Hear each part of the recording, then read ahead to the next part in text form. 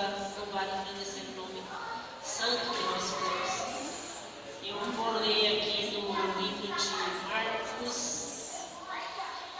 vou ler só 2 versículos que eu quero falar sobre essa passagem. Porque dizia, se tão somente tocar nas suas vestes sararei. E logo se lhe secou a fonte do seu sangue e sentiu no seu corpo estar já curada daquele mal.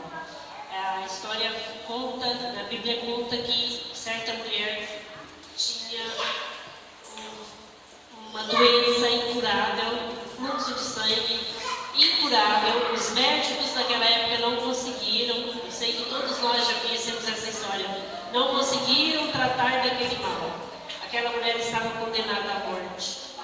Mas ela, irmãos, tinha algo que nós, crentes de hoje, também devemos ter. Não é porque naquela época Jesus estava de carne e osso presente que aquela mulher teve essa atitude. Hoje também Ele está presente em nosso meio e nós podemos ter a mesma atitude que ela teve, né? Tem alguns, a educação tem alguns pilares que eu acho fundamentais e acho fundamentais também para a vida do cristão. Não é só para a vida da educação, para a vida secular. Também na vida cristã nós temos que ter alguns, nós temos que buscar essa firmeza, como essa mulher aqui. Eu acho que essa mulher ela tem uma sabedoria muito forte.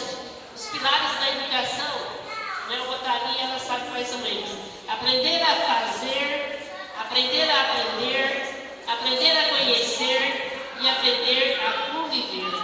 São 4 pilares que a educação traz da Universidade Unesco e que ensina o professor e o educando a ter uma boa convivência, a não passar por problemas muito sérios, porque quando a gente segue esses 4 pilares, a gente consegue ter uma estabilidade maior.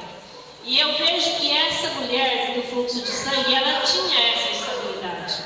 Primeiro, ela sabia fazer, porque ela não pediu que ninguém fizesse para ela.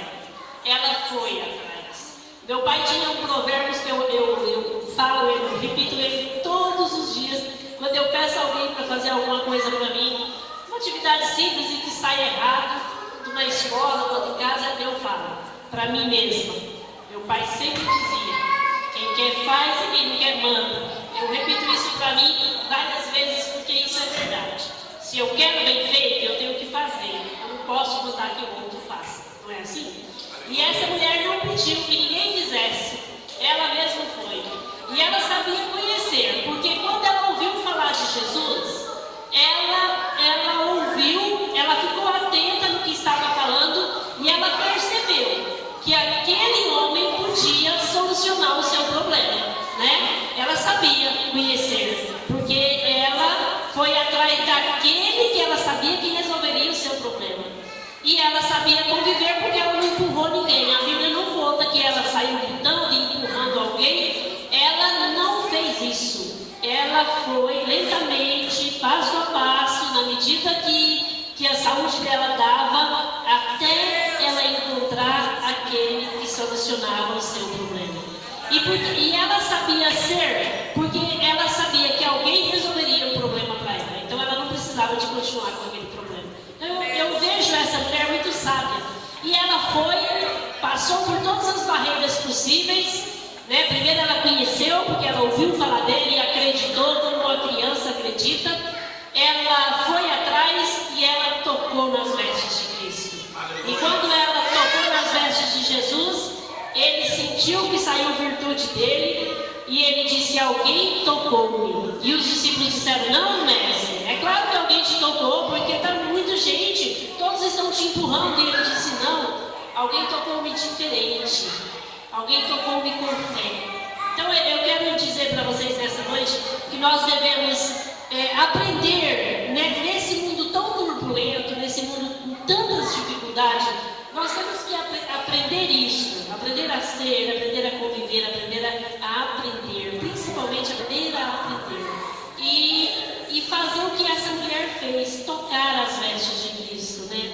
Buscar constantemente a palavra dele e prosseguir em conhecer a Deus sempre. É isso que nós devemos fazer, amém? Eu agradeço o irmão pelo